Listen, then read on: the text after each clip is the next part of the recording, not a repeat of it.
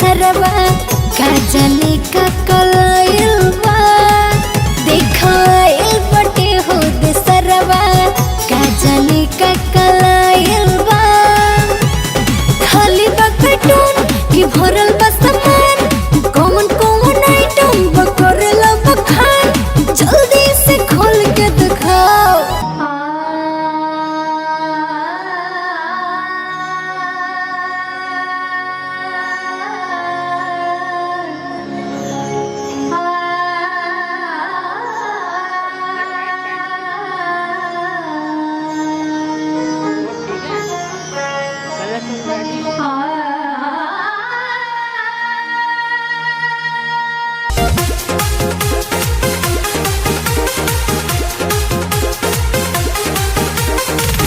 चौका चढ़ी बैठे में भैया दुल्हा बन के हो जैसे बैठे थानेदारवा।